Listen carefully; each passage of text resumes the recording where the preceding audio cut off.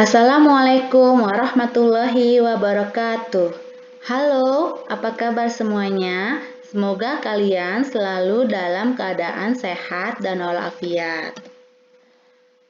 Jika sebelumnya kalian sudah mempelajari tentang mata pelajaran praktikum akuntansi perusahaan jasa, maka pada video pembelajaran kali ini kita akan mempelajari mata pelajaran praktikum akuntansi perusahaan dagang. Kali ini, Ibu akan menjelaskan materi dengan kompetensi dasar 3.9, yaitu menganalisis dokumen sumber dan dokumen pendukung pada perusahaan dagang, serta 4.9 melakukan pengecekan dokumen sumber dan dokumen pendukung pada perusahaan dagang. Perhatikan pada bab 3 akuntansi perusahaan dagang untuk kelas 11 akuntansi keuangan lembaga. Pada video kali ini, Ibu akan menjelaskan mengenai akuntansi perusahaan dagang, yaitu pertama, ruang lingkup perusahaan dagang, mengenai pengertian perusahaan dagang, jenis operasi perusahaan dagang, syarat penyerahan barang, serta syarat pembayaran. Lalu, mengenai dokumen sumber dan dokumen pendukung perusahaan dagang, yaitu dokumen sumber internal, dokumen sumber eksternal, serta dokumen pendukung. Sebelum kita memasuki materi perusahaan dagang, kita harus mengetahui pengertian dari perusahaan dagang.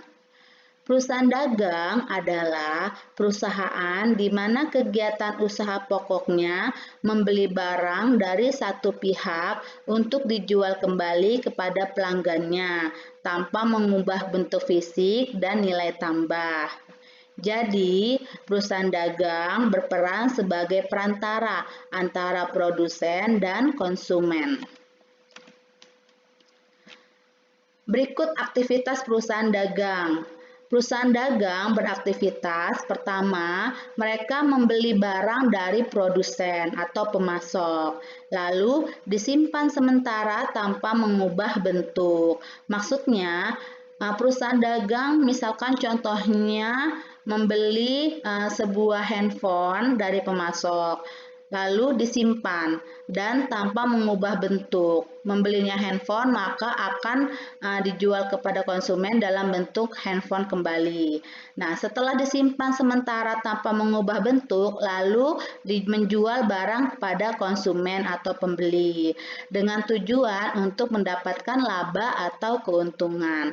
Jadi perusahaan dagang itu mendapatkan laba atau keuntungan dari hasil penjualan kepada konsumen atau pembeli. Berikut transaksi-transaksi yang ada pada perusahaan dagang. Transaksi perusahaan dagang itu biasanya meliputi pembelian, penjualan, retur pembelian, retur penjualan, pengeluaran kas, serta penerimaan kas. Nah, ini adalah jenis operasi perusahaan dagang. Operasi perusahaan dagang itu ada dua jenis. Pertama, jenis perusahaan dagang berdasarkan produk. Yang kedua, jenis perusahaan dagang berdasarkan konsumen. Jenis perusahaan dagang berdasarkan produk itu ada dua macam. Yang pertama, perusahaan dagang barang produksi. Yang kedua, perusahaan dagang barang jadi. Sedangkan jenis perusahaan dagang berdasarkan konsumen itu ada tiga jenis. Yang pertama, perusahaan dagang besar atau wholesaler. Yang kedua, perusahaan dagang perantara atau middleman. Yang ketiga adalah perusahaan dagang pengecer atau retailer. Selanjutnya, kita akan membahas mengenai syarat penyerahan barang. Pada perusahaan dagang, syarat penyerahan barang itu ada dua. Yang pertama, FOB shipping point. Yang kedua adalah FOB destination point. FOB shipping point, dalam syarat ini barang sudah menjadi hak milik pembeli ketika barang tersebut sudah keluar dari gudang penjual. Jadi ketika barang sudah keluar dari gudang penjual, ya sudah, berarti sudah menjadi milik pembeli. Penjual sudah lepas tangan atau sudah tidak ada tanggung jawab. Artinya, resiko dan biaya transportasi dari gudang penjual ke pembeli itu menjadi tanggung jawab pembeli, karena penjual tanggung jawabnya selesai sampai barang keluar dari gudang penjual. Sedangkan FOB destination point, dalam syarat ini barang menjadi hak pembeli ketika telah sampai pada gudang pembeli. Jadi penjual itu masih bertanggung jawab sampai barangnya sampai ke gudang pembeli. Artinya resiko dan biaya transportasi dari gudang penjual ke pembeli menjadi tanggung jawab penjual. Seperti itu. Lanjut ke syarat pembayaran. Pada pembelajaran kali ini, Ibu hanya menjelaskan syarat pembayaran 3 macam. Yang pertama di belakang, di muka, dan tunai. Sebenarnya banyak ya macam-macam syarat pembayaran dalam perusahaan dagang. Itu Ibu akan menjelaskan pada video pembelajaran berikutnya. Syarat pembayaran di belakang artinya pembayaran dilakukan setelah barang diterima pembeli dengan tempo biasanya kurang dari 1 tahun. Dan yang kedua, syarat pembayaran di muka artinya pembeli membayar seluruh harga barang sebelum barang yang dibeli diterima. Yang ketiga, syarat pembayaran tunai artinya pembayaran dilakukan saat penyerahan barang. Jadi barang diserahkan dia langsung bayar secara tunai.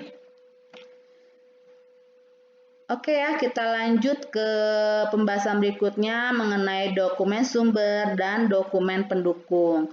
Sebelum kita mengetahui jenis-jenis dan macam-macam dokumen sumber dan dokumen pendukung, kita harus memahami apa itu yang dimaksud dokumen sumber dan dokumen pendukung.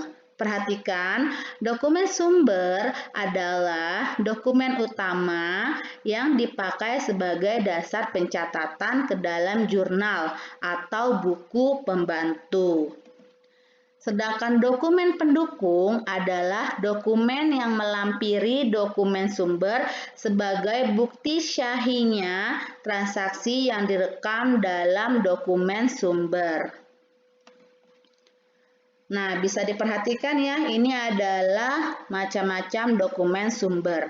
Dokumen sumber itu terbagi menjadi 2, yaitu dokumen sumber internal, dokumen sumber eksternal. Dokumen sumber internal itu macam-macamnya adalah ada bukti kas masuk, disingkat menjadi BKM, bukti kas keluar, disingkat menjadi BKK, ada bukti memo, ada faktur penjualan, ada bukti pembelian. Sedangkan dokumen sumber eksternal itu terbagi menjadi 4, ada nota kontan, ada faktur, nota kredit, dan nota debit. Oke, selanjutnya kita lihat nih di sini macam-macam dokumen pendukung. Dokumen pendukung itu terdiri dari pita register kas, ada surat muat, surat order pengiriman, faktur penjualan atau pemasok, surat permintaan pembelian, surat order pembelian, laporan penerimaan barang, laporan pengiriman barang, daftar gaji, dan rekap daftar gaji. Nah, di sini kita bisa perhatikan. Sebelumnya Bu Siska telah menjelaskan bahwa dokumen pendukung adalah dokumen yang mensahkan dokumen dari dokumen sumber. Ibu Siska akan menjelaskan kembali. Misalnya nih, kalian perhatikan. Ada macam-macam transaksi, ada transaksi penjualan tunai, transaksi penjualan kredit, retur penjualan, pembelian tunai, pembelian kredit, retur pembelian, pembayaran gaji dan upah, serta pemakaian barang yang ada di gudang. Kita perhatikan satu persatu. Pertama adalah transaksi penjualan tunai. Pada transaksi penjualan tunai, dokumen sumbernya adalah formulir penjualan tunai atau nota kontan. Lalu disahkan dengan dokumen pendukungnya adalah pita register kas. Seperti itu ya.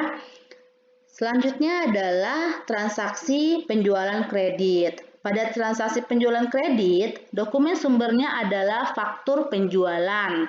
Lalu disahkan atau didukung oleh dokumen pendukungnya, yaitu surat order pengiriman, laporan pengiriman barang, serta surat muat. Sedangkan pada retur penjualan, dokumen sumbernya adalah nota kredit, lalu didukung oleh dokumen pendukungnya, yaitu laporan penerimaan barang. Selanjutnya, pembelian tunai. Dokumen sumbernya adalah bukti kas keluar. Sedangkan dokumen pendukungnya adalah surat order pengiriman, laporan penerimaan barang, serta faktur penjual atau pemasok. Lalu ada pembelian kredit. Pembelian kredit dokumen sumbernya adalah faktur pembelian. Lalu disahkan atau didukung dengan dokumen pendukung, yaitu surat permintaan pembelian, surat order pembelian, serta laporan penerimaan barang.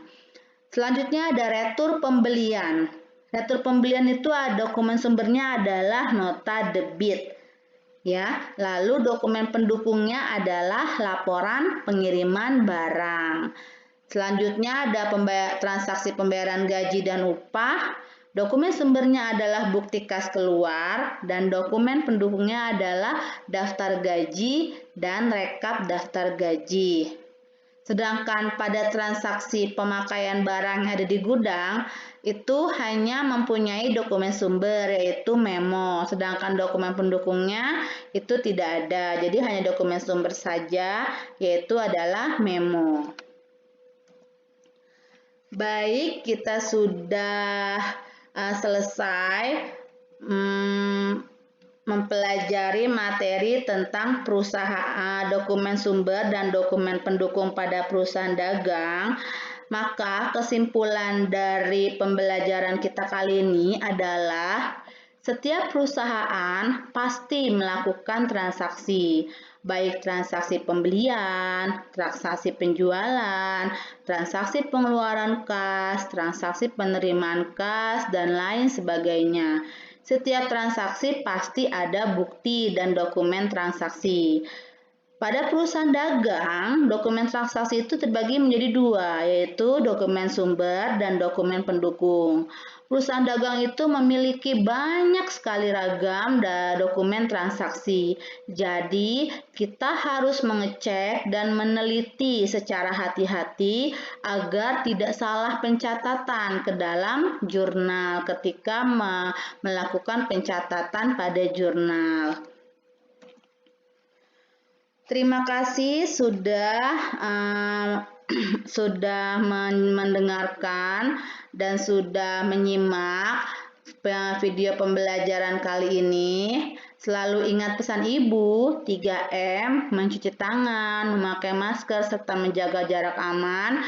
Terima kasih semuanya. Wassalamualaikum warahmatullahi wabarakatuh.